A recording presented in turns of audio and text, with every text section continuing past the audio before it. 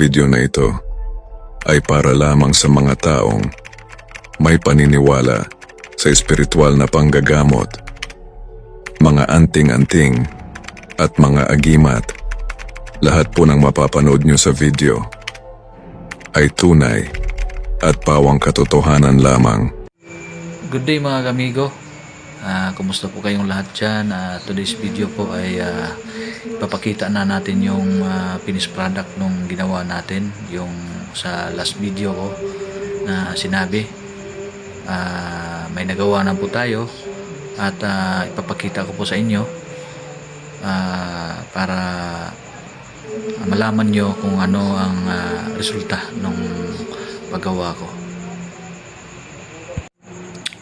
Ayan po mga kaimigo, ito na po yung ginawa natin na papaswerte. Ayan po, may material na po at saka mga lihim na salita ng Diyos nandito sa loob. Nilagay natin na pangpaswerte, no? Sa pangkabuhayan, para sa naghahanap ng trabaho at usually sa business, no? Business natin. So nung ano kasi nito, puro lang to siya material, pero nung in-upgrade po natin at nilagyan na natin ng mga salita ng Diyos para maging mas malakas siya, no? Magagamit natin sa mga pang ano ng customer, ilalagay lang natin sa tindahan, no? Yung paggamit pala nito ay dalhin lang natin siya palagi, no? Kung saan tayo may business man tayo, at ilagay lang natin doon sa mismong ating bulsa. Pwede ring ilagay doon sa mismong tindahan, kayo na po ang bahala. Pero sa akin, usually dinadala ko to sa bulsa ko. Ito ay magaling din sa kaibigan, ikipag-usap.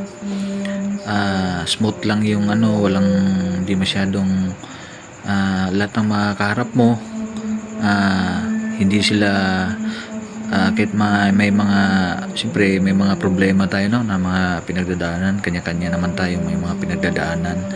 Minsan kasi nadadala natin mismo yung mga problema natin sa kaharap natin. Di natin nalalaman na yung pananalita natin minsan nakakasakit na. Pero ito ay may laman po ito na mga salita na nakakapag lubag loob, no? Na hindi mainitin yung isang tao. Ito ay maganda po sa kapag nagtatrabaho tayo, harap natin yung mga boss natin. Minsan may mga boss tayo na mga mainitin ang ulo, no? Hindi naman natin alam kung anong mga nangyari doon, pero importante po na meron tayong ganito para maiwasan natin na talagang umabot po sa mga sa hindi maganda, no?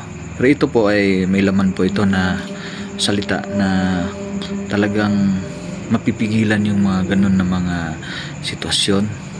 Hindi naman ito yung sinasabi nila na gayuma, hindi ito gayuma.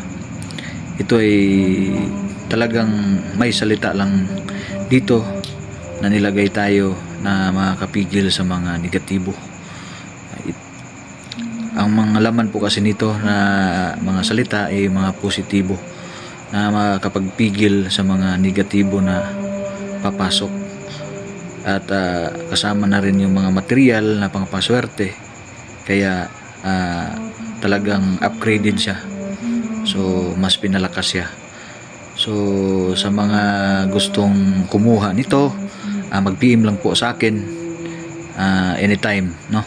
Mag-PM lang po kayo at para gagawan ko kayo ng ganito. So salamat po sa palaging pagsusubaybay at sana po ay hindi kayo magsasawa sa pag-follow at pagsubaybay sa akin palagi. So dito lang po tayo nagtatapos sa video na ito at maraming salamat po sa lahat.